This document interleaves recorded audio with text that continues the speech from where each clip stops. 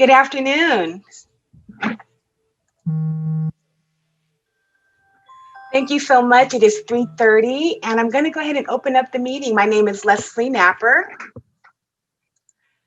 and I'd like to welcome everyone to Disability Rights California's DRC, Emoja ERG, and Space Unit.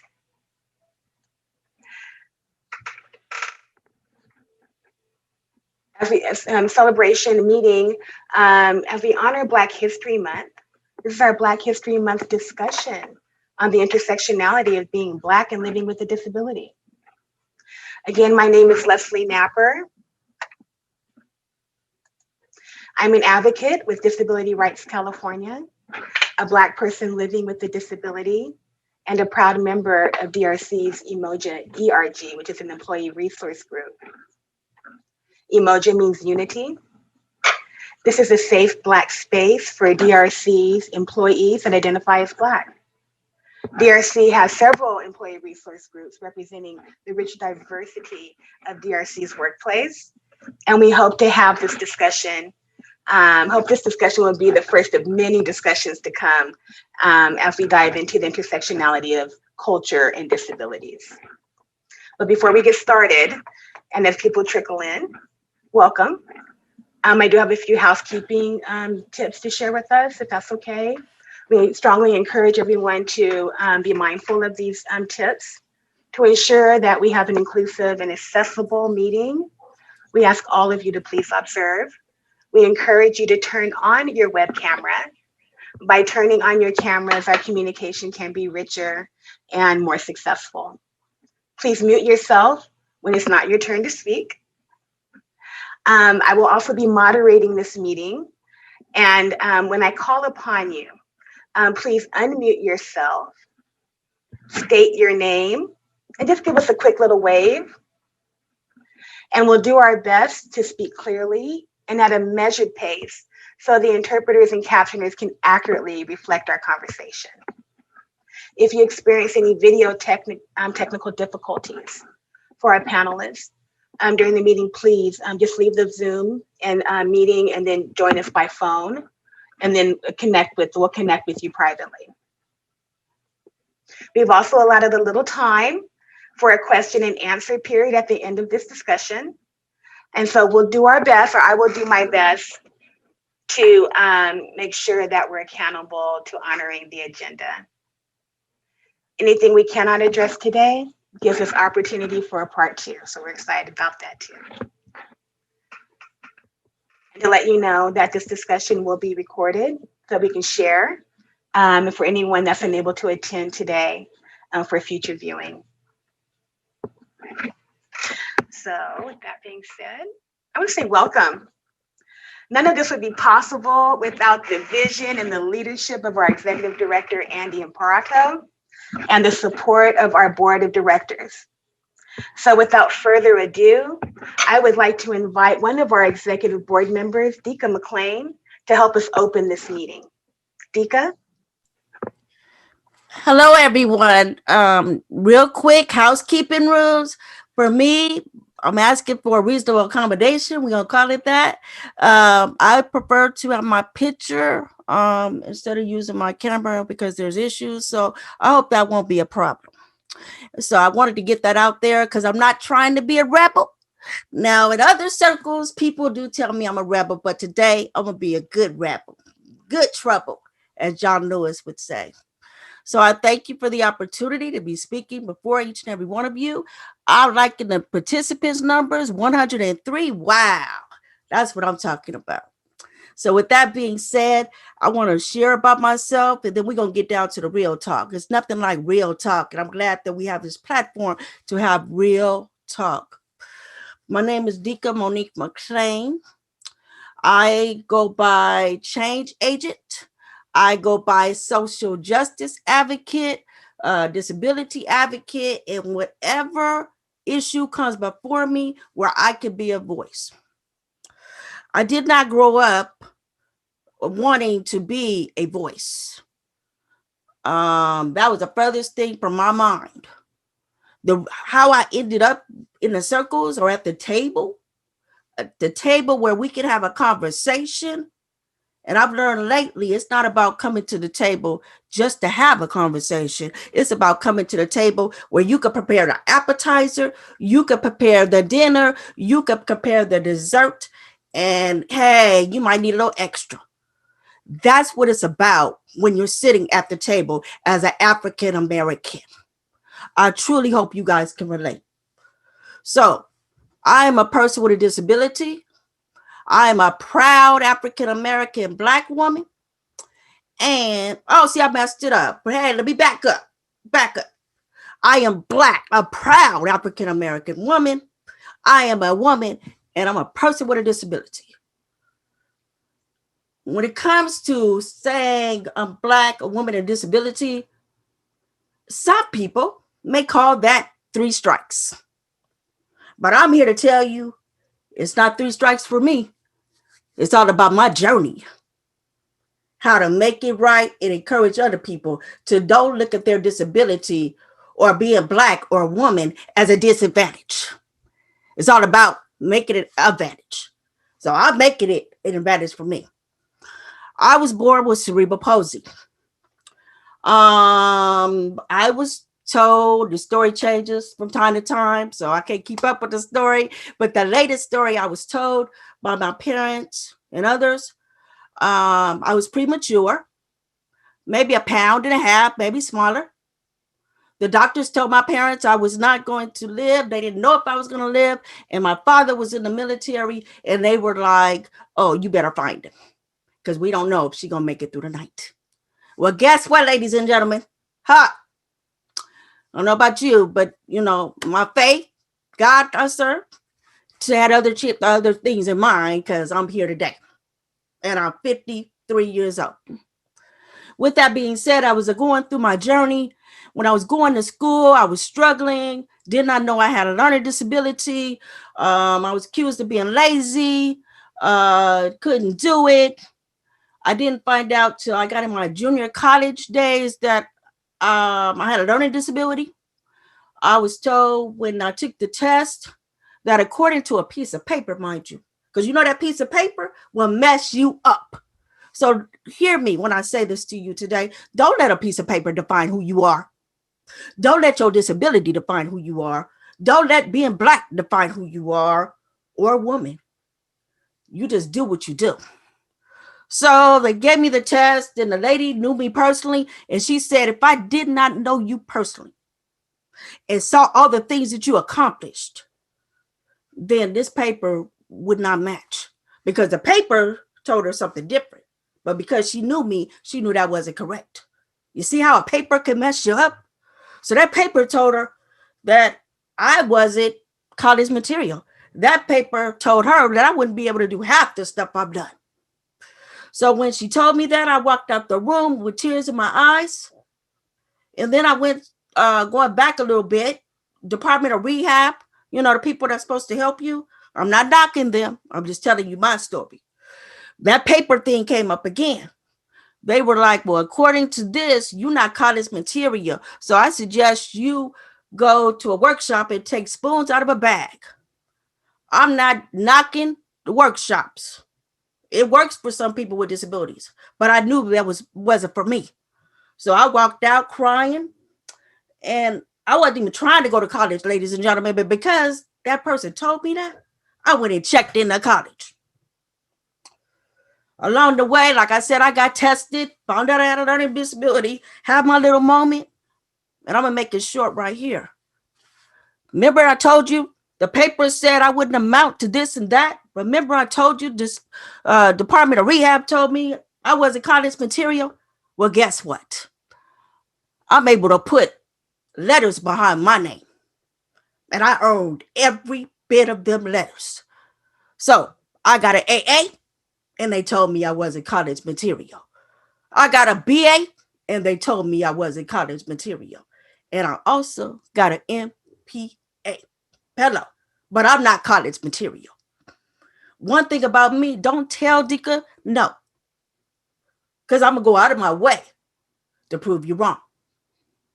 So that's part of my journey. So I've been blessed through it all to sit at many tables. Public servant, I may proudly say. I sit on this board. I'm a commissioner for the, within the city, and I have aspirations to move up because I don't feel, when I say move up, I'm talking about assembly, I'm talking about Senate, and possibly Congress, because there's not enough laws or policies, I feel, meant for people with disabilities when it comes to crime, justice, healthcare. The list goes on and on. We need more voices. So that's my journey. As far as DRC, I love it. I'm gonna tell you another story. I had did my time in DRC, Disabled Rights of California. I was a public member. I came to the meeting, went home. That was that. So I did my faithful 3 years, I think, whatever the term is. I can't remember right now. But my last meeting, I said my goodbye. It was in December something. I was walking down the hall and I was like, okay, that journey is over. What can I get into now? I wasn't trying to get on the board. That wasn't even the furthest thing from my mind. And one of our staff members, I won't say her name, but she was like, hey, Dika, I'm saying bye. And she's saying, Dika, there's an opening for the board? Yeah, and are you going to sign up? I hadn't planned on it. Why don't you? Long story short, I went on applied, and I was picked the first time around. So it was like I never left because it was only 6 months before I got back on the board. DRC is a wonderful organization as far as moving the advocacy agenda for people with disabilities. So if there's anybody out there that really wants to make a difference, remember, I'm talking about sitting at the table, but not just sitting at the table. You got to you want to do the appetizer, you want to do the dinner, you want to do the what am I trying to say? The dessert. This is the place to be. Yes, Dika. Thank you so much. My goodness. What an honor and how a way to open up this meeting. This is why we asked Dika to come join us to help us open. And this is Leslie Napper speaking at this time. Dika, thank you so much. What an honor. For those that do not know and have joined us, Disability Rights California, DRC, is a statewide nonprofit legal organization dedicated to advancing the rights of Californians with disabilities. We are California's protection and advocacy agency. Now I'd like to speak a little bit and welcome our esteemed panelists. And as I look across the Zoom pictures and I see all these beautiful faces, all the different hues and showing the beautifulness and the diaspora of who we are as Black people, I am so honored to be in this space with you. Thank you so much for joining us. We are blessed today with Dante Allen. He's an executive director. May I say Professor Elizabeth Holliday Morgan, Michael Ajian, Deaf and Disability Rights Advocate, Dr. Gina Warren, Neighborhood Wellness Foundation Board President and CEO, Stephanie Thomas, Disability Fashion Stylist and Advocate, and DRC's very own Candace Bowles, a Senior Managing Attorney and member of DRC's leadership team. Today, we will discuss 3 topics. The first is to ask our panelists to explain your why. The second is relating to the pandemic. And the third is community engagement. And again, our conversation is around the intersectionality of being Black and living with a disability. So with that, Candace, it would be okay if we could start with you. The first question is, as an introduction of yourself, and please, because we believe in inclusivity, please use your pronouns. For example, mine are she, her, and hers. And we encourage all to please use your pronouns. Candace, you can lead the way. As an introduction of yourself, please talk briefly about why the intersectionality of disability and race is so important. And because we have interpreters and captioners, mindful of myself to kind of keep our temper and our speed, our rate of speech a little moderated and slow so they can capture the fullness of this conversation. So again, Candace, tell us who you are briefly and why is intersectionality of disability and race so important to you? Hello, I'm Candace Bowles. My pronouns are she, her, and hers. I was sitting here thinking, please don't let me have to go after Dika, because Dika is always the most interesting person in the room. So thanks, Eric and now Leslie, for putting me after Dika. My mother was a special education teacher in LA Unified School District. So for my childhood, I was always in her classrooms with her as she was prepping, talking to her students. And at that point, special day classes is where students with disabilities went to school. They were not integrated in the schools. They weren't part of different classrooms. And that was considered the norm. And my mother then went on to become a due process specialist for LA Unified. And she said, I was in law school. She said, you should represent families. She said, they could use the help and the school districts are always wrong and you should help the families. And I thought, well, I can't just come out of law school and go out on my own. I'm not ready for that. I think I need to develop some skills. But when I saw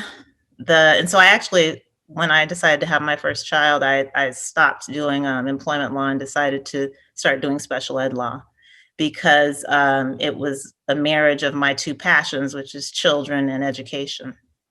And so I started looking at the special ed laws and I started looking for clients. And I had a group of parents who were in Apple Valley who were parents of students who were autistic. And all of these students were white and they were getting sent to these pretty horrible non-public schools. And I didn't really have any ability to do something on a systemic level. And that's when I learned about DRC. And I joined DRC because I knew I wanted to do systemic advocacy and I wanted to have the resources to be able to do that. And when I got to DRC, what I found out was the Black students with the same disabilities and the same behaviors were not getting sent home to their parents or sent home to non-public schools. They were getting sent to juvenile hall. And I thought, this is pretty horrific. And I'm in a place where I can actually support this work. And then what I discovered was that the special ed laws did not address that disparity and that because they're not designed for holding intersectional complexities and holding the differences that we experience as Black people with disabilities. So that's why intersectionality is important to me, because it recognizes that the traditional ways that we pursue relief, that we pursue litigation, that we advocate are actually not tailored to meet the needs of what our community actually needs to happen. Mm. And it also recognizes, the futility of trying to advocate for an individual in a broken system. It actually forces you to address the brokenness of that system so that it can hold the complexity of intersectional identities. And that's what brings me to this work and this moment in time and my excitement for this moment in time to be able to challenge these systems that have assumed they were meeting everyone's needs when we all knew they were failing pretty significantly. Candace, thank you so much. So honored to have you in this space and for paving the way for so many of us at DRC. And so next I'd like to invite Mr. Dante Allen and to all of our panelists for this particular question. We have allotted like 3 minutes because we want to capture all of your responses and I'll do our best to hold us to our agenda. So Mr. Allen, please tell us a little about yourself and why intersectionality and disability and race is so important to you. Yeah. Thank you, Leslie. Again, my name is Dante Allen. My pronouns are he, him, and his. And I, in my day job, I work as the executive director for a program called CalAble. It's with the state of California through the state treasurer's office. And it is a savings and investment program for people with disabilities. I am a person with a disability. I was born with spina bifida. I'm a full-time wheelchair user. And the issue of intersectionality is extremely important to me For those of you who have heard me speak before, you've probably heard me say this, but I am one of those individuals that even though my disability is quite visible, I have proceeded with the majority of my life attempting to pass as an able-bodied individual. My internal drive has said that I want to be able to do everything that anybody else could do. Disability won't limit me. And the way that I have manifest that is that I will pretend that I do not have a disability. And which means that if you don't say anything about it, I won't say anything about it either. I feel like Dika and I may be kindred spirits, other than the fact that I don't think that I'm usually the most interesting person in the room. I do feel like no is the worst thing that you can ever say to me. If there is a belief that you have that I can't do something, I will go out of my way to prove you wrong. And I think that the older I get and the more mature I get in recognizing that what I have done in my attempts to present as if I'm just like everybody else may have been sort of short-sighted in what it means for people who could look to me as a potential role model or someone who may be able to serve as a guide path for things that they'd like to do. And the main thing that I've recognized lately is that we live, and I know that there are memes about we live in these societies, but we live in a society right now that is, despite all of its progressivism, is very comfortable in marginalizing folks. When I think about the pandemic, or when I think about what's going on in Texas right now with no power and no heat, and a mayor resigning his position because he said in these circumstances, the strong survive.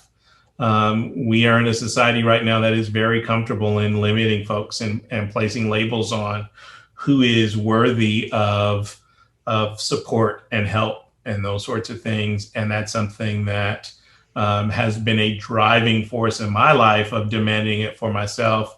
And I think more recently in life, I've taken on the idea that I can be a driving force for others as well. Thank you so much. If I may, first name, if that's okay with everyone. Dante, thank you so much. And we are honored with your presence and for sharing your story. Next, I'd like to invite Stephanie Thomas. Stephanie, welcome. Can you please let us know, tell us more about you and why the intersectionality of disability and race is so important to you. Hi, everyone. I am Stephanie Thomas, and my pronouns are she and her for anyone that is blind or experiencing low vision. I'm a Black woman. I'm wearing a black sweatshirt, and there is an outline of a woman with her hair braided in white on the sweatshirt behind me. I have bookcase and cabinetry, and I think there's a fan that's also visible. So when I think about intersectionality, I think about ethnicity, since as a person with a disability myself, a congenital amputee born missing digits, I think about race as something that's socially constructed, right? So I think about intersectionality of ethnicity. And when I think about it, I think about the fact that, let's look at it through the lens of my work. I'm the founder of Curatable, which is a business that I created in order to put myself out of business. What I mean by that is I run a company that uses fashion styling as a tool to help our ableist society see people with disabilities as who we are, people that see the world and experience the world differently.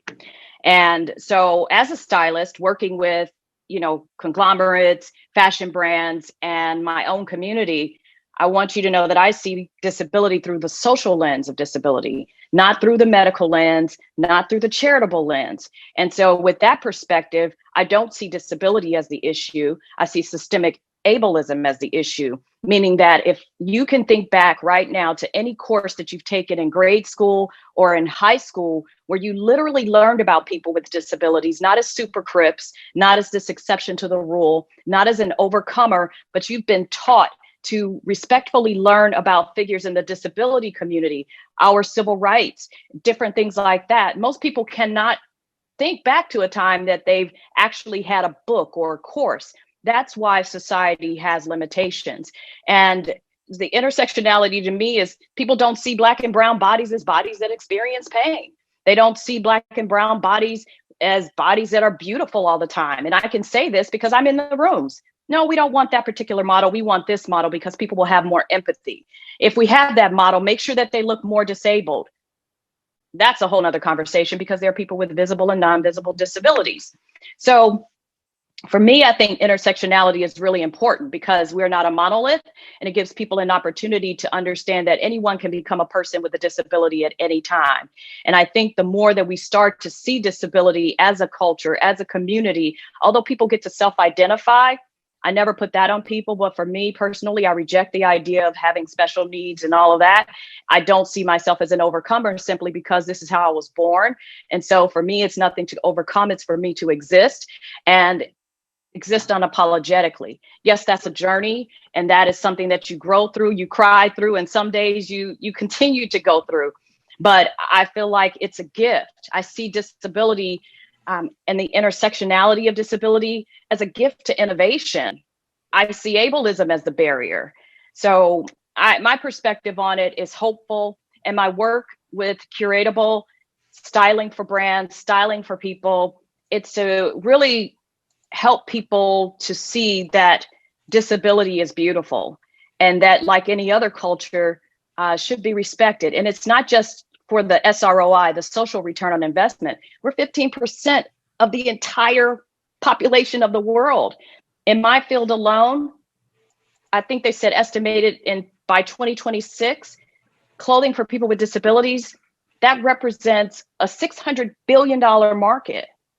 And so it's real. This is Stephanie, and I'm done speaking. Thank you.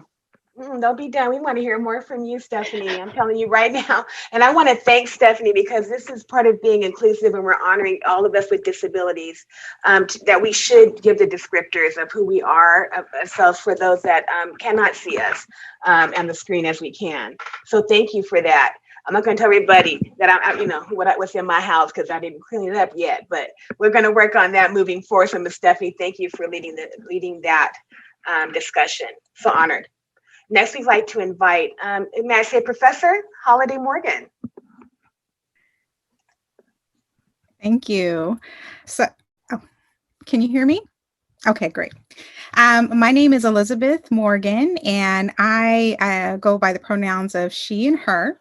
To describe myself, I'm a Black woman with dark brown hair pulled back with large glass framed glasses, and I have a gray sweater on and a colorful background that is in my Zoom. So I would say that I identify as a Black disabled woman.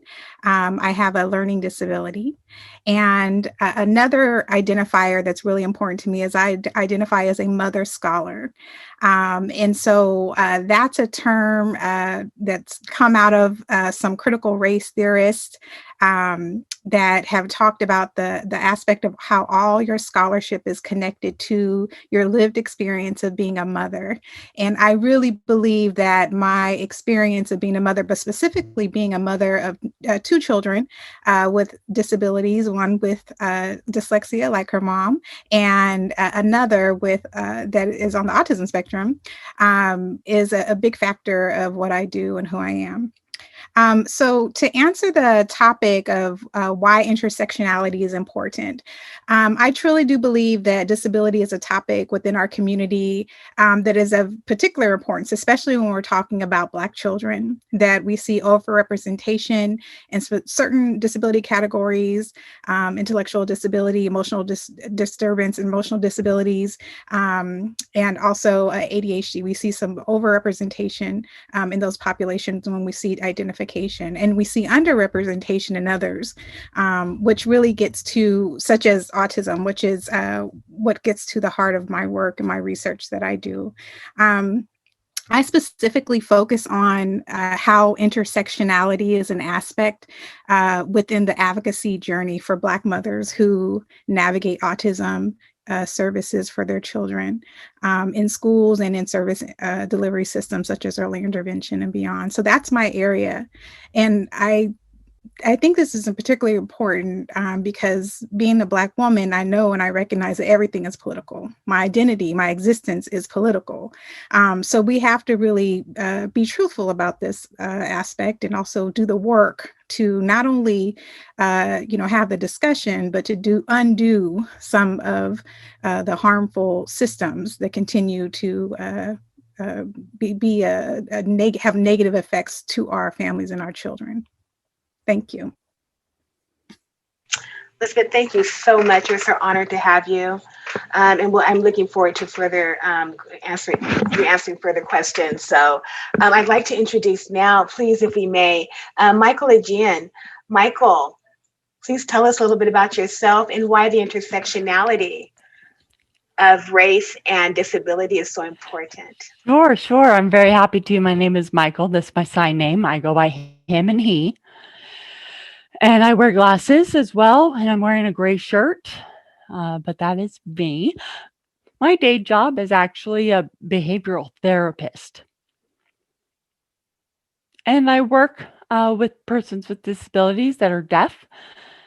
And really my passion, to be honest with you, is advocacy to assist the Black community, specifically deaf. And I do believe and understand that, our in the Black community, many people don't understand, those with disabilities, I should say, in the Black community, that it's our job to be able to assist and have them understand. Black is one thing, but then Black deaf is another, Black male, Black female, Black lesbian. And there's so many different intersectionalities. There's so many different identities all within one person, including the disability. So I just want to make sure and transfer and adapt or improve this process of understanding that it's maybe what you see. I am Black, right? But then that's not all that I am. I want to understand and be able to have people understand it's more about culture as well.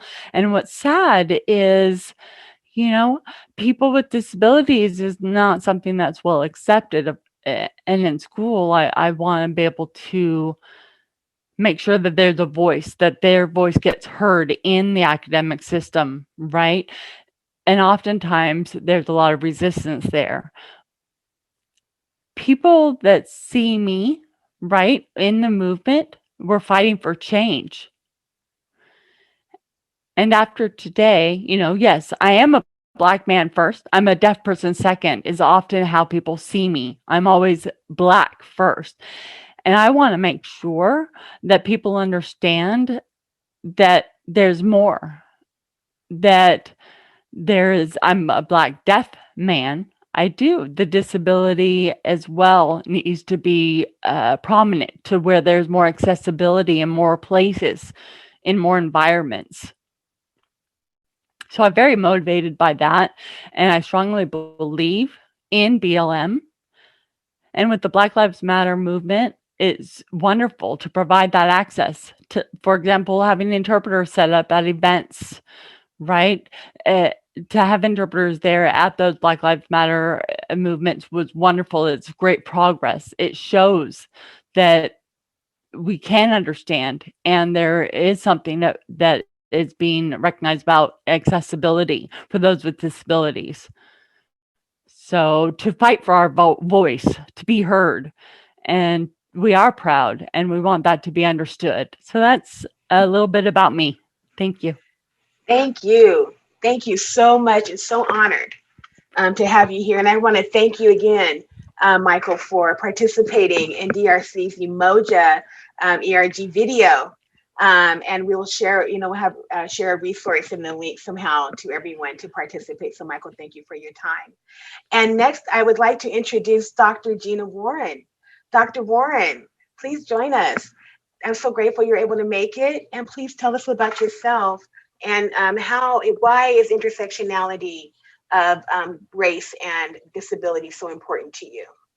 Well, good afternoon, everyone. I've been on a Zoom marathon this morning, and I tell you by far, this is the greatest Zoom conversation I have had. Eric, first of all, thank you so much for the invitation. At first I was like, why, was I invited? I don't know how much I could share. And then Eric reminded me of the work that, first of all, I'm sorry. For those who can't see me, I'm here. I'm a Black woman. My hair's not combed. I'm wearing glasses, and I have a background with windows and some beams on my ceiling. I'm so honored to be here. I spend a significant amount of time. I have a doctorate in clinical pharmacy by trade, but decided after I seen the significant amount of health disparities and things that were being unaddressed in the healthcare system, that I would, with my girlfriend and business partner, start a nonprofit to address health and wellness. And what I quickly realized was that trauma and adverse childhood experiences was at the root of everything that we were working with. We are in the center, in the heart of Del Paso Heights, where I grew up with my husband. And we are working right now with adults who don't have the capacity to parent. They've had significant trauma. And the thing about being in Del Paso Heights is knowing generationally what actually happened to them post crack cocaine. I work with several of their children. And so we're seeing kids with a 0.0 GPA. And so what Eric had reminded me is that, trauma is a form of disability. But it's a disability that people aren't unaware of. The kids don't have that cognitive executive function. They don't have the ability to sit down. They don't have ADHD. What they have is significant unaddressed trauma. They have been treated by suspensions, treated by just being ostracized and left out as those bad kids. And we wanted every single one of them. We deal with the moms who nobody wants to deal with because we know that they are challenged. The scope and the magnitude of trauma, when people use trauma informed, and I've been in court for people, I've been in healthcare systems, it cannot begin to capture the scope and the magnitude of what happens in the Black world of trauma and ACEs. When they initially had the ACEs study came out, it was for middle-class, college-educated white women, and did not capture racism as a section of ACEs, and nor did it capture poverty. And so what we did is we created a video with our students and with our adults to talk about the impact that poverty and racism and trauma has had on their lives. And so what I want to say is that I'm hopeful that we have created a space for these children and these adults, that somebody loves them, that sees them, that cares for them, and they have the ability to thrive. And Sister Stephanie, what you said is that, the challenge is ableism. It's like nobody understands. There's so much that I even took for granted of not knowing and not seeing the depth of people until I started working on the ground. I thought I knew the challenges of what we were living as Black people until I started to see the depth of what trauma and ACEs has had on our neighborhoods, what poverty from systemic racism, from the manufactured urban poverty, from redlining, all of those things. But when you are struggling with all of that and your parents have the inability and don't have the capacity to parent you, and you've lived in and day out in chronic toxic adversity, nobody knows what you're experiencing and what you're surviving daily. And so I think it's important for us to to really spend the time when we see our children, when we see our Black folks struggling, is what happened to them, not what's wrong with them. And what can we do to make a change to improve the lives of others who are struggling? Thank you so much, Dr. Warren. What an amazing panel. I want to thank our brother, Eric Harris, our new Disability Rights California's Director of Public Policy, for getting you all together in this space. Eric and was going to be our moderator, but has passed the baton. And I just want to honor a little moment for Eric to please address the panel and our members that have participated, if that's okay with you. And thank you again, Eric, for pulling this together and this wonderful, rich discussion. We're talking all the points we want to hit, right? Historical trauma, intersectionality of race, and living with a disability, right? Microaggressions, all of the above. So, Brother Harris, thank you so much. Thank you so much, Leslie, and happy Black History Month to everybody. Thank you to all of the panelists. It's truly, truly an honor to have all of you here. It's funny because I was working with Leslie on putting this together and working with some of our staff. And of course, I reached out to 6 potential panelists, and all 6 of you guys responded and are here today. And I'm sitting there thinking, well, if I ask 6, maybe I'll get 3 or 4. Maybe, 2 of them will be busy. 1, might have something at the last minute, but I'm truly, truly honored. Some of you all I've known for decades. Others I've known literally for a couple of months. But all of you represent a very special place when it comes to the intersectionality of disability and race. I am excited to hear all of your guys' experiences and to let the world know, the rest of the disability community, the rest of DRC. I want all of them to know. And just quickly, I know I haven't done this yet because I was so excited just to greet everybody. So my name is Eric Harris. I'm an African-American male. I have a short black hair. I have a beard and mustache. I'm wearing a red, white, and blue striped shirt. And I am wearing glasses, and I'm in a room with a TV behind me and a yellow wall with a window for all of you who are vision impaired. But I really, really appreciate everybody who's on, and I'm really excited. I don't want to take up too much time. I'm really excited to hear all of your guys' perspectives on these issues. And thank you, thank you, thank you. And I'm excited to continue to work with all of you on policy, on disability policy, on policy that that directly impacts Black people with disabilities. And so DRC is here, and we are excited to work with all of you. Thank you. Fantastic. Thank you. Thank you, Eric Harris. This is Leslie Napper speaking again, and we have question number 2. And I'd like to lead this, if you don't mind, Dr. Warren. Where the second question is, the biggest issue in our community right now is the global pandemic. How specifically has the pandemic impacted Black people with disabilities? And Dr. Warren, I chose you first, if it's okay with you, because I also am in the same district. Alan Warren was our councilman, so I know what we're experiencing here. So I want to tap into you first, and we do have 2 minutes, panelists, for each of us to kind of address this question, if that's all right as well. So Dr. Warren, can you speak to this question a little bit? Sure. Going back to those struggling with trauma and mental health challenges, is that we've been working with our teenagers. In District 2, in Del Paso Heights specifically, during the pandemic, obviously, we've had some significant, profound issues with food insecurity, loss of job instability, more homelessness. We have had a surge in violence because we're on a text message with the police, but we work with the kids, and many of them are gang culturally affiliated. So they're not in gangs, but their families are culturally affiliated.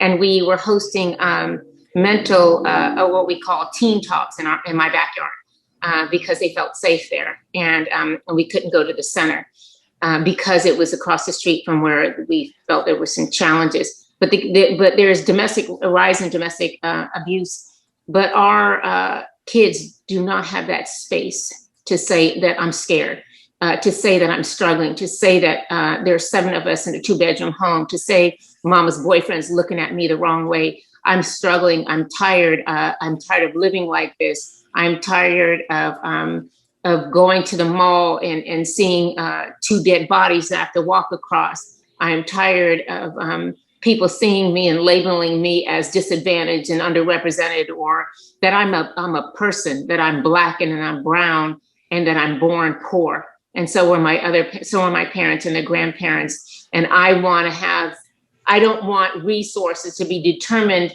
by somebody who doesn't live the way I live. And that is why it's so important that we listen to the voices of our children. Yes. Thank you, Dr. Warren. Thank you.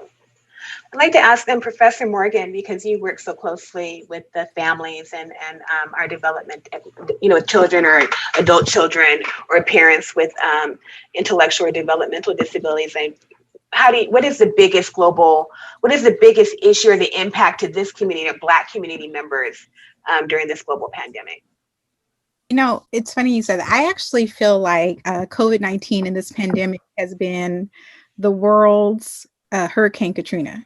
So when I lived in New Orleans for 5 years. I did my undergrad there. I went to Xavier University, Louisiana, and I taught my first year of school as a teacher there.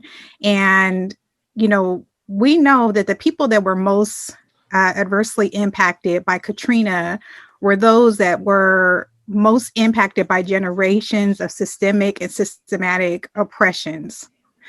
So that's really resulting in, all these social determinants of health that we know, or what some will call the political determinants of health. So income inequality, housing inequality with, some had mentioned already the redlining, the decades and, of land covenants, just all of these things have impacted Black people in particular. And then you have a major pandemic, and all it did was, pull up the carpet and let everyone see what's happening and what's been happening. My grandma used to have a saying that, when white people get a cold, Black people get pneumonia, and it's just really what it is. And that, we are impacted because of, and when we see disparities, they're all a result of decades of inequality, centuries of inequality. And so, why and how it's impacting us, it's because the root of it, is that we haven't really reconciled what's at the heart of all of these oppressions that we continue to really live with and thrive in, even despite all of the circumstances. So, I really do think that, it is something that it has impacted us in a very drastic way. But, I think it's not really a surprise for those who know our history and know, what our lineage. Yes, that's the truth. Thank you, Professor. Candace, I know, in the work that you do working with Disability Rights California and our work with our youth practice groups and all of the other work that we do at DRC, can you speak to this question? How has the global pandemic impacted Black people with disabilities from your lens? I agree with what Professor Morgan said. I think that, sadly, our reaction to what's happening is, yeah, we know. We kind of already knew. We are not as taken aback by the current state of affairs as people who haven't had to deal with this level of tragedy in other contexts. We are accustomed to it. So what is different for me in this moment is that when I hear voices like Stephanie's, people, calling out and being very candid about accountability, about ableism, I hear people referring to this moment as the reckoning. I hear people, really talking in language that's direct and honest. That gives me a lot of hope. It makes me feel like we're all prepared now to call things out that we know aren't actually fixes to these long-term problems. So I think we've had, you know, predecessors and leaders in the movement who worked with what they had, but I think the level of disruption to everyone's life has brought us to a place where we feel emboldened, empowered, fed up with the status quo, where we can actually say the way that we have been, the relief that we've been given is clearly has been insufficient because we're still living in this extreme inequality and disparity. So let's talk about some real fixes. So I appreciate that about this moment, even though it's the worst that it's ever been, because it's bad for everybody. We are finally getting the recognition that you're going to have a universal system that addresses our problems and the other problems. Yes, thank you, Candace. Mr. Allen, I want to speak with you a little bit, and how does, from your lens, as you know, working with CalAble, right? So we're doing job loss and how to reserve funds and how do we do these things, but really, your work with the public health, and all your other lenses, right? How has this impacted, the pandemic impacted Black people with disabilities from your perspective? Yeah. I think that it is an interesting proposition. And like I said previously, I recognize that we are in a place where others feel emboldened and empowered to decide things like who has the right to live or die.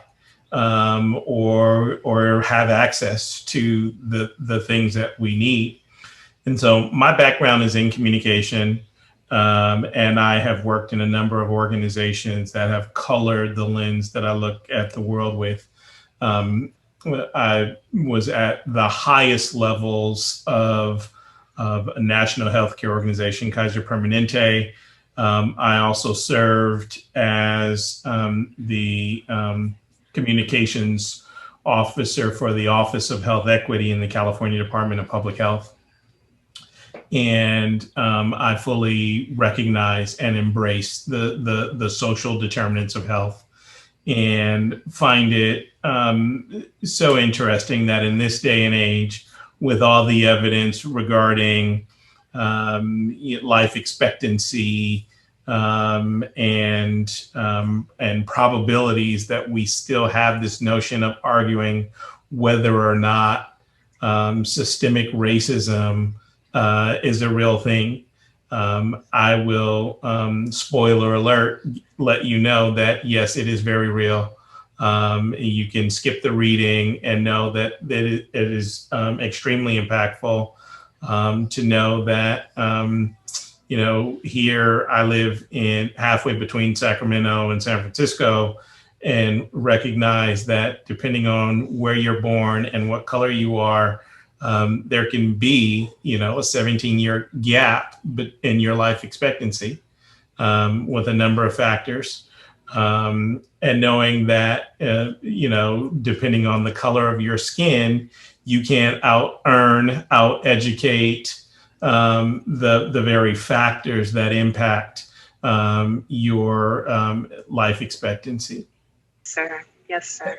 And the main thing that I've recognized in this pandemic, and it goes both ways. I don't like the idea of folks that feel like they can make decisions on my worthiness. Oh, well, if you're old, you don't deserve to live, or if you have a disability, you don't deserve whatever, or if you're a particular color.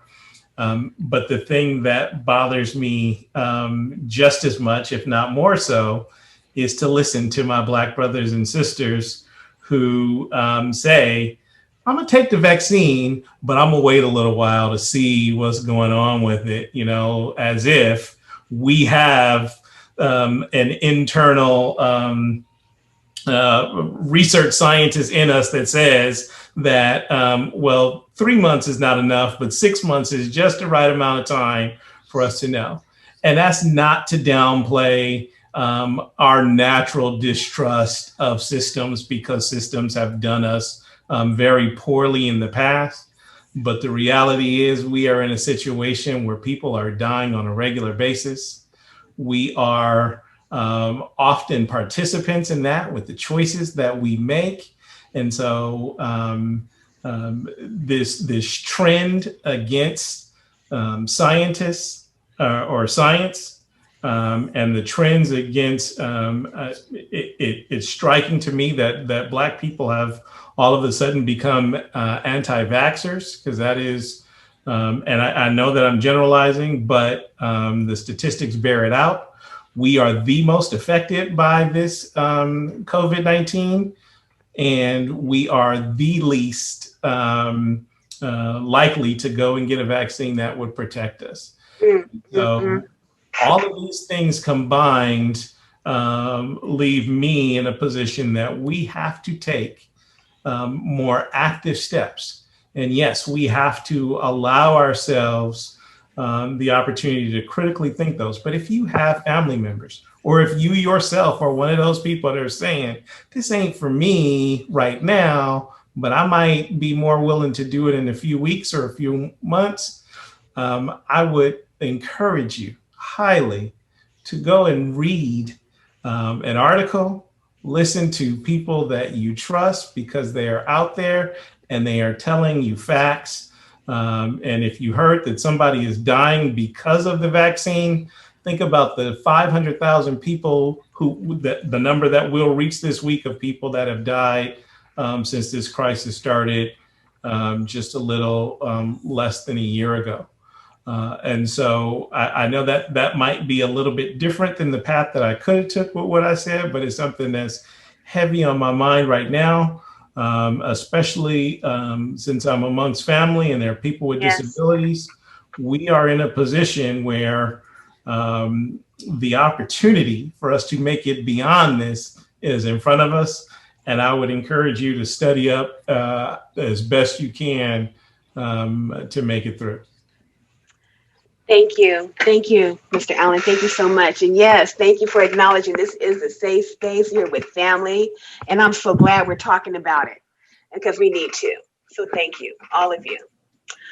I want to ask Michael too to kind of speak to this, but Michael, I want to expand upon it and enter and kind of segue us into the third question. So we have a little bit of time. We do want to offer some time for this conversation, but open up the space for a little Q&A too, if that's all right with all of you. And I see some head nodding. So great.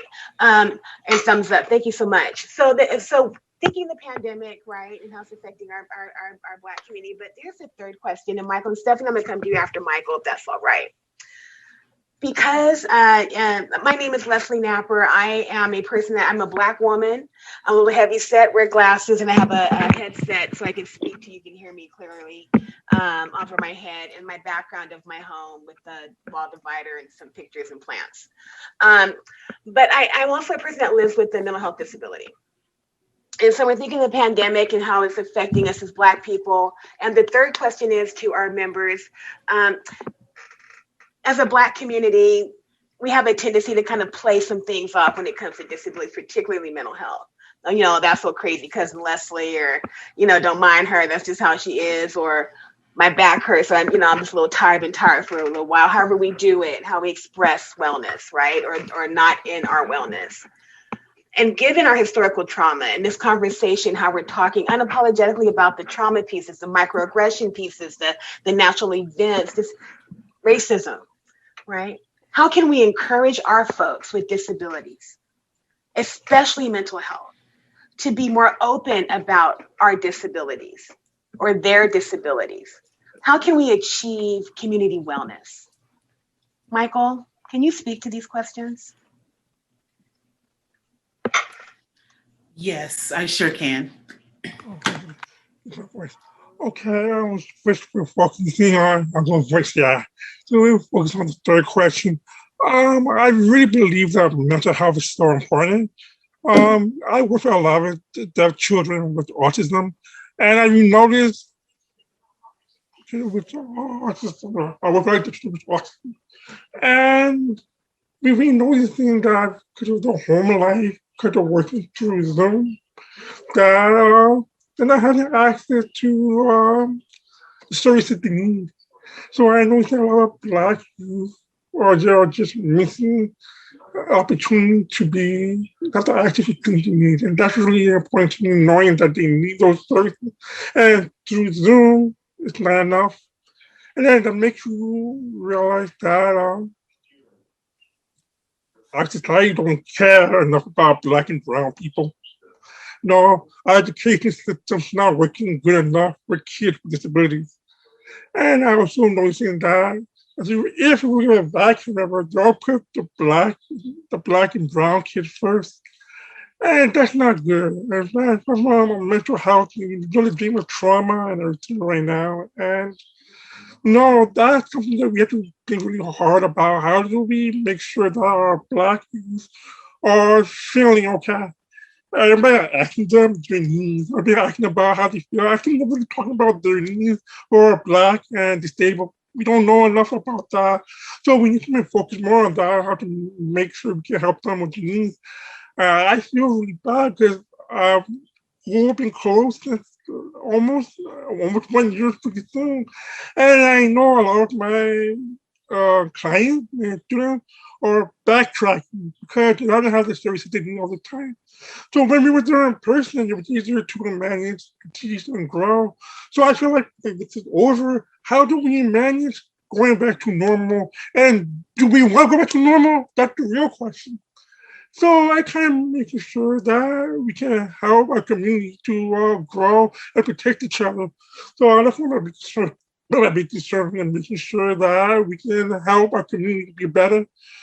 And then if we could add the paramedic leave for deaf youth that lost the ability to understand people with the mask on.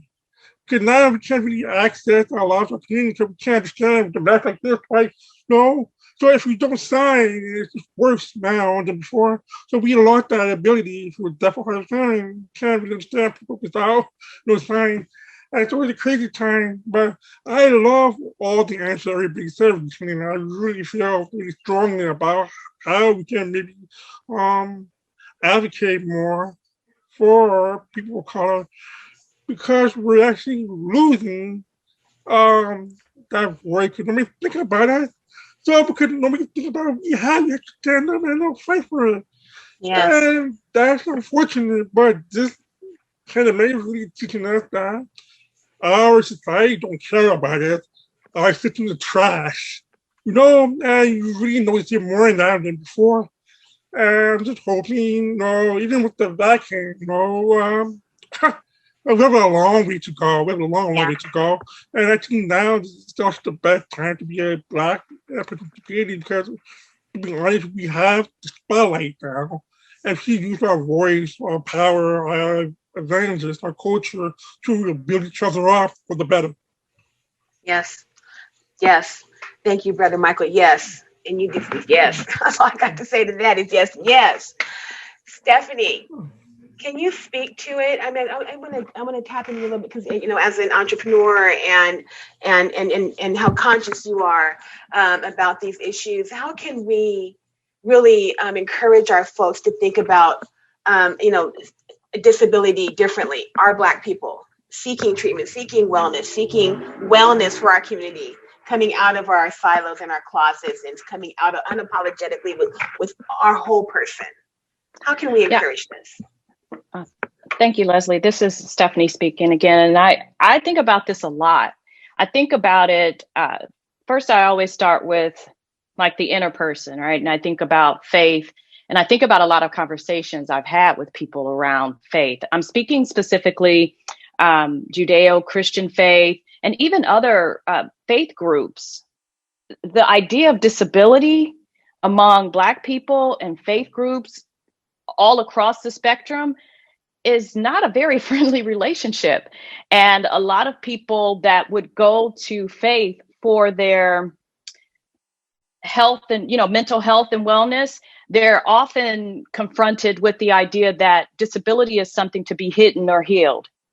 It's something that has happened to you as a result of, and my thing is when I'm having these conversations, I'm like, okay, so did God just walk away from the conveyor belt and leave some things out with me? I don't think so. I think that the way I am is the way that I'm supposed to be. So we talk about counseling and people going to their faith-based, relationships for that. And I think we need to start with some healing there. And the way that I'm doing it, I'm one person. I've been in my space for 28 years. I didn't have a venture capitalist to fund me, and I still don't. So I really value grassroots and one-on-one relationships and having conversations that educate people. I do a lot of edutainment in order to allow people to learn without knowing that they're learning, and creating spaces even outside of the echo chamber and the disability community in order to get everyone on board. Another thing that I think in our community is I'm on Clubhouse or on social media or anywhere. I'm just like, look, who you are is who you are. And I start these conversations and get people to write me, to talk about it. And so I think as a community, having these types of conversations, having resources for people, especially around mental health. I'm having a lot of people DM me and say, I didn't even realize that my depression or that this or that was even a disability. And so I think the only thing that I can say, because like I said, I don't have VC money, I don't have all this stuff behind me, but I have found value in earning the right to speak by listening, and then not being afraid to have uncomfortable conversations. And it may not seem like a lot. It may be like, okay, give us more, but we're not even having the conversations, so once we start doing that, I think we'll be able to pull our resources and create synergy. I met Eric on Clubhouse. I'm here today. I think it's working, getting us in places that we would not have been.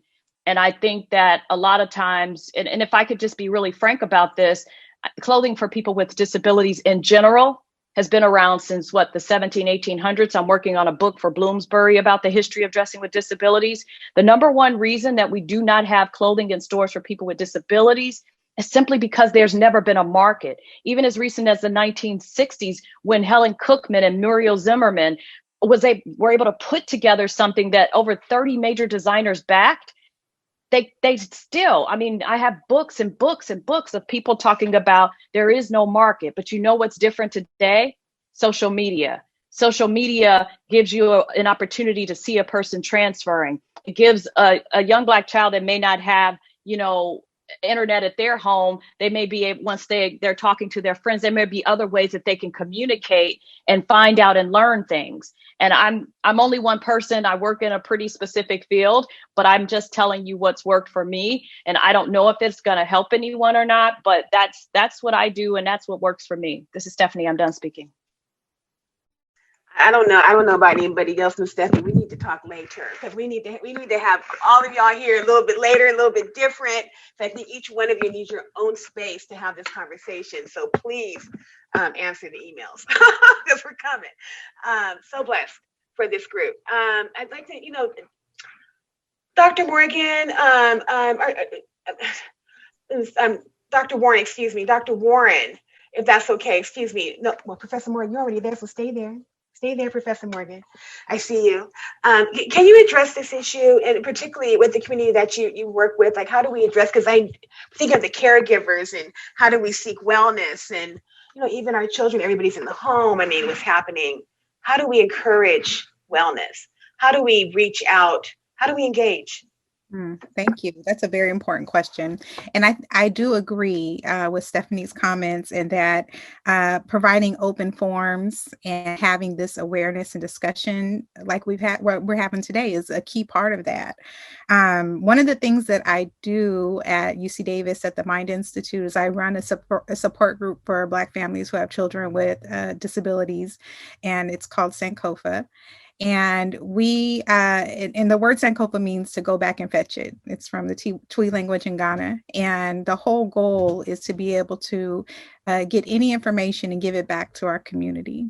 And a part of that is about being able to share and spread awareness about disability, right? And have these open discussions, because we have families that, even though disability has been a part of their lives and people in their families' lives for many years. They talk about childhood experiences, all these things, never had a forum and a safe space to really have these open discussions, right? And so needing to provide that space is a key part of that. I think also, providing resources and supports is a key part of that too. And also focusing on mental health. We are doing a special unit. We have one of our psychologists, she's a Black psychologist that's focusing on how to be able to have these conversations about mental health with our families, and also addressing trauma and how that has impacted us in our general mistrust for many systems, right, that people have covered. But I do want to say, I think we cannot take the responsibility and the onus of responsibility off of doing systems change work, right? So there's so many factors that go into, why there's why Black people would not want to be associated with disability, and that it's not just on us. Right. So, we have been, given labels for many years, and to try to, degrade our character and justify the injustice. Right. And so none of that was right, and is not right. But we have to recognize that history. So there is a part of that systems change that has to happen, and as well as the reckoning. Yes. Thank you. Thank you so much. Dr. Warren, speak to us a little about this. This is it's incredibly impactful, this discussion. I wish we had more time to dive in deeper, but I do look forward to Eric and Space and DRC reconnecting with all of you for further in Umoja. Dr. Warren, can you speak a little bit about this? Because we have some systemic changes. Absolutely, that's why DRC is here. That's why we brought you here, right? To create those strategic partnerships to let you know that we are here to help with that. So yes, thank you for joining us. Thank you so much.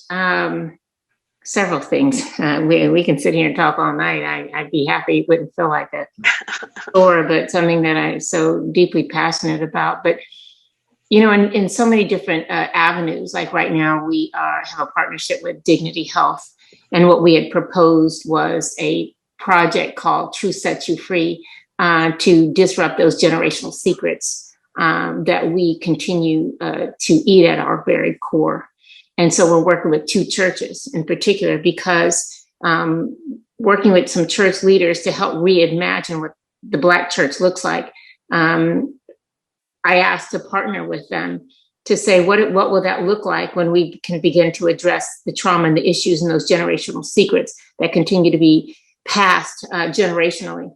We're looking at that. We have an opportunity to disrupt intergenerational passing of adversity, transfer of adversity. We have that opportunity. It's right in our fingertips. It's just like when we set up to do vaccinations from our clinic. That wasn't rocket science. It was desire, determination, and the push to fight for equity. We have to move away from the political arena. We have to move away from who gets the attention and who gets, the acknowledgement, and just, buckle down, put our head down and get the work done. It's not rocket science. It's work. It's work, and it's every day in, day out.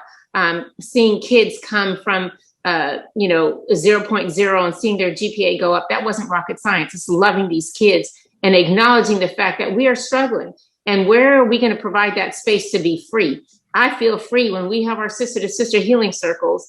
I'm okay to say, I had trauma, and I'm okay to say it because I feel free to know that, and to open that door to allow others to have the courage to say the same and say, there's nothing wrong with us, but a lot has happened to us, and to take the shame away from those who experienced trauma and put it back on the perpetrator who had it, who caused it. It's like we have to begin to stop being ashamed. It's like ashamed of what?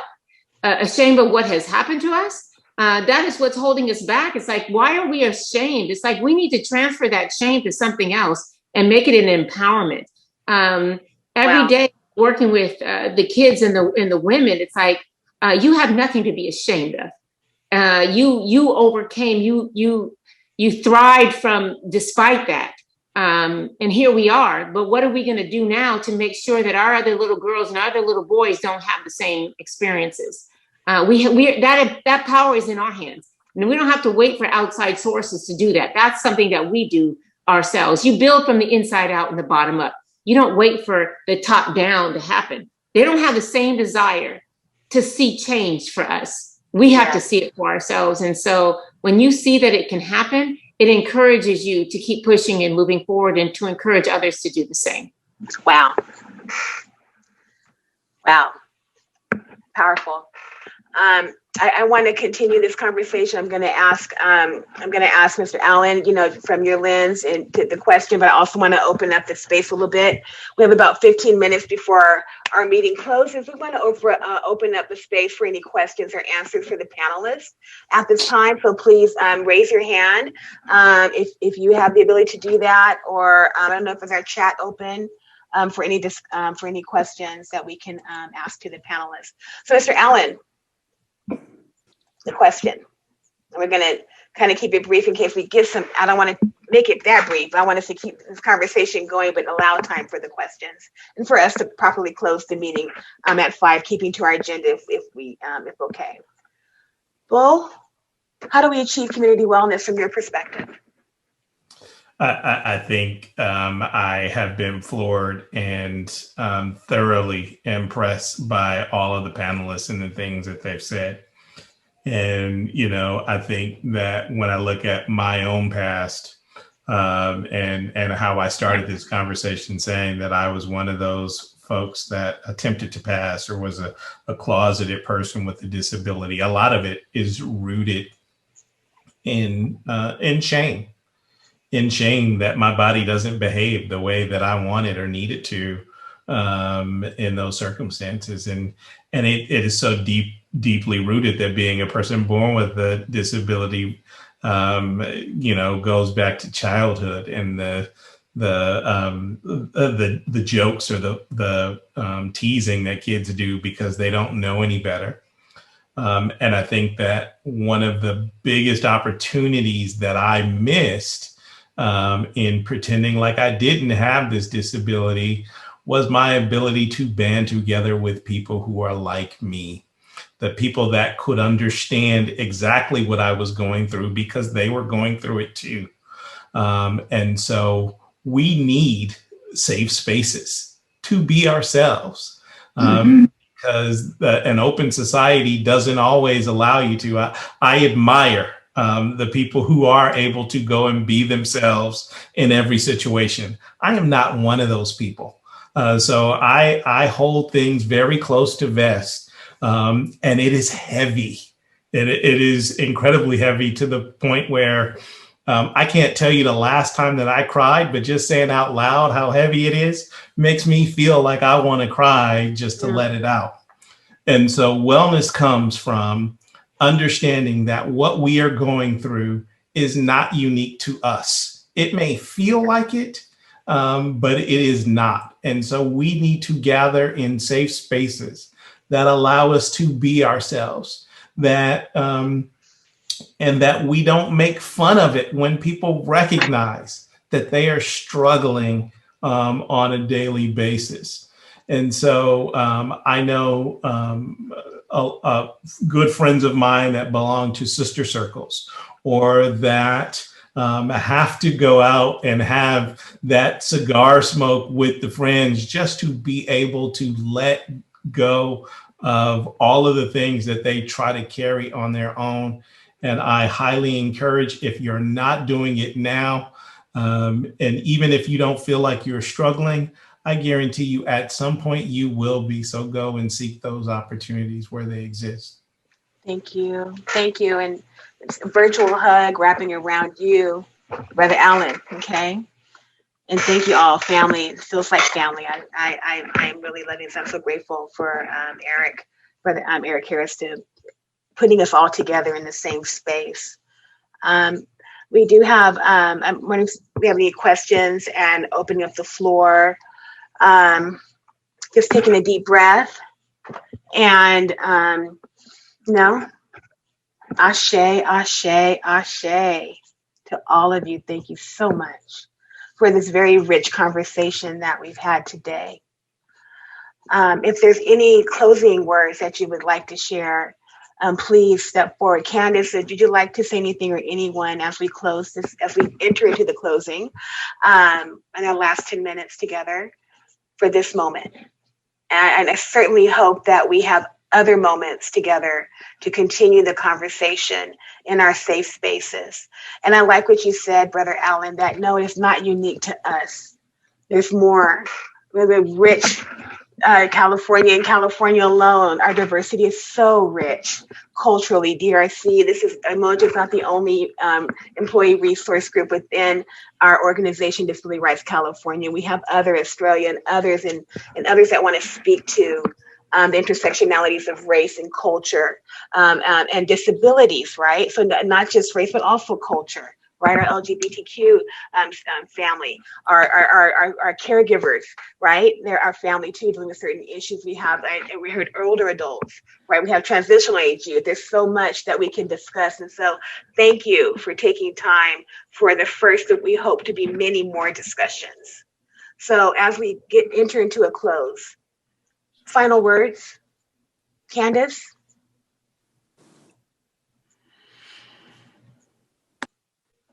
I just want to thank the panelists for joining DRC for this conversation. And I also agree with Leslie's sentiment and Eric's as well, that this felt so intimate and real, which I think is our special superpower. We always keep it real. So thank you all for that. And for being here with the rest of the DRC family. This has been just really fantastic. Thank you. Thank you, Candace. Michael, any final closing words for this moment?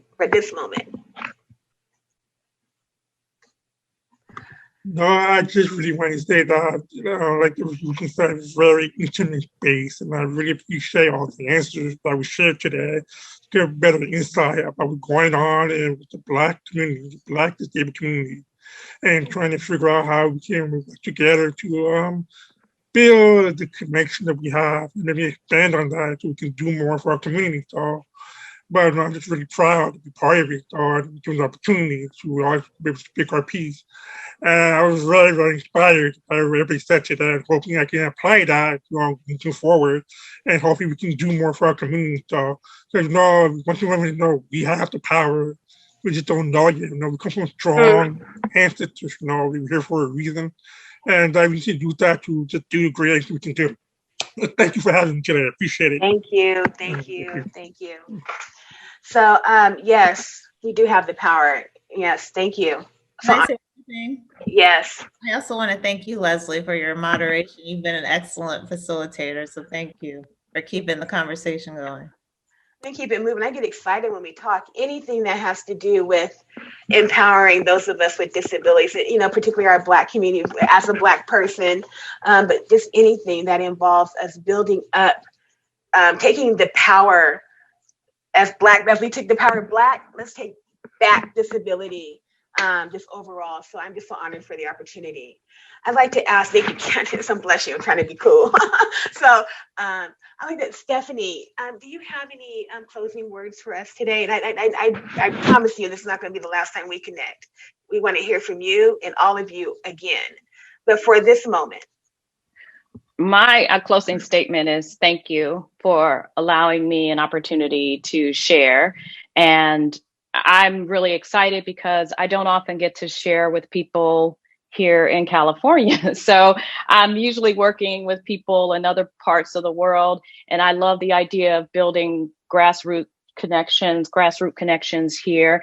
And I just want to say, for anyone that has been listening to us and they're thinking, man, people are really speaking out, it's a journey, and please be patient with yourself. And I just love what so many people have said, that, it's really not you. There have been systems created in order to make you feel ostracized and othered. And as you are on this journey, just remember, find a way to do it. For me, it's journaling. For me, it's yoga and church, and you got to find ways in which, like you said, I connect with my sorority sisters. I mean, you have to find a way to have and build community. And so I'm honored to meet you. I'm excited to have been here today, and thank you so much for having me.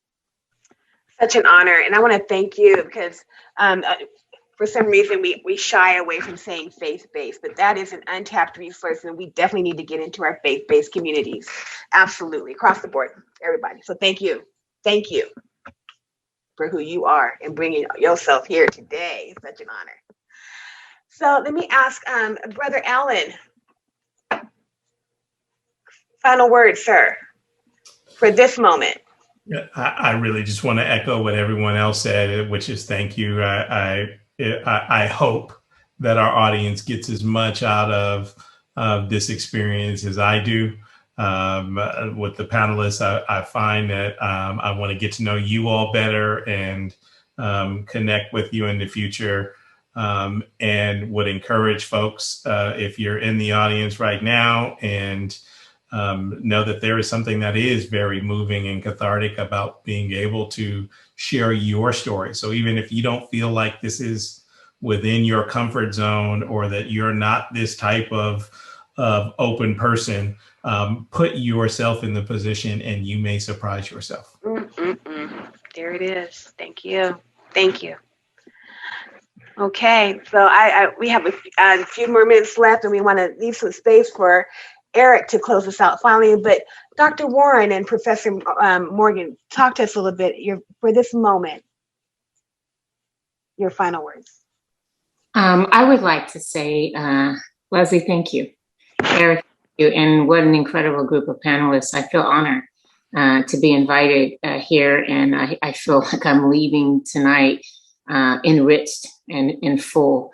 And I just want to say to Brother Allen and to all the brothers is that there's so many sister circles, and we need to have more brother circles, and we need to have more sister to brother circles. We are starting sister to brother in March. And so we will definitely let folks know, because the conversation of us rebuilding family can't be one against the other, but how do we enrich each other? How do we learn about each other's journeys and our respective struggles? And how do we pull that back together so we can rebuild our families? But we know that it's a challenge for a lot of men to open up. And so when we had one night where we had the brothers and the sisters together, women like to talk. And but even if you are not in that space, it's always an opportunity to listen. And through listening, we can grow and we can begin to heal. And so I just encourage you all, because as you said, I sat in a room with 50 brothers, and to see them cry from the pit of their souls, to wail out loud, it was so cathartic, and it was so healing. It was actually so emotional for me, but it was healing, because I saw them release 50 years of pent up pain. And so it's important. Whatever that looks like, if it's 2 in a room, if it's 5, or if it's 50, I just encourage that because it's a great space. It's a beautiful space to be in. Yes, it and is. Nobody can tell your story better than you. So if somebody wants to repeat it, let them repeat it, but they can't tell it better than you. Thank you. Thank you, Dr. Warren. Yes, our men, lift them up. Our Black men, our Black boys. Yes, lift them up. Professor Morgan. Thank you for the invitation and for having me. I just would like to say that I think some of the most enjoyable things of tonight was just being able to hear some of the overlap and, how we are just all together in this. And it's so true that, we are really, truly better together, right? We're all a part of this movement. We all have a place. And, even for those that are, listening in, if you have any kind of, prick in your spirit that says, hey, I need to be a part of this, I say, get on. There's more than enough room to do some serious change. Because, like Martin Luther King said, injustice anywhere is injustice everywhere. And we all have our role. And so I'm just so excited to be amongst you all. You're all genius, and I'm happy to be here. So thank you again. Thank you. Thank you again. Such a great honor. And I'm going to say thank you. And I'm going to, Eric Harris, please come into the space, sir. because this is your vision. You pulled this together. And so with that being said, Erica will close this out. Such a pleasure. And I hope that we connect again for part 2. Yes, thank you so much, Leslie. And you did a tremendous job moderating. I know I kind of sprung it on you at the last minute. I had some things that I had to take care of and a lot of transition going on. But Leslie, you did an amazing job. And I just want to say thank you. And I want to thank all of the panelists. All of you guys brought such an important perspective today. And I really think it's going to impact lives, not just in California, but it's going to impact lives all throughout the country. People all around the world are going to have access to this recording on our website. We're going to put it out on social media. We're going to make sure that people hear exactly what was said today in the discussion. And I want you all to know, those of you who are panelists and those of you who are watching and listening, that this discussion is going to be one of many, that Disability Rights California is going to continue to do our part to help people in the community as best we can, people with disabilities, people who intersect with race, people who are Black, people who are Latinx, people who are Asian Pacific Islander, people who are LGBTQIA+. We want to continue to work with different groups. We want to continue to do our part on the legal side as a legal organization, as well as a legislative, a group that I'm leading on public policy. I'm excited to work with state legislators, to work with members of city council and members of the board of supervisors in different parts of the state, work with members of Congress, work with mayors, and really get change in our communities and for the people that need it the most. So I'm excited to work with all of you, and I look forward to continuing this partnership, and thank you all for being here today. Thank you to the interpreters. Yes, thank you, everybody. Thank you so much, everybody. Have a good evening. Look forward to seeing you again. To all our participants, thank you for joining us this evening.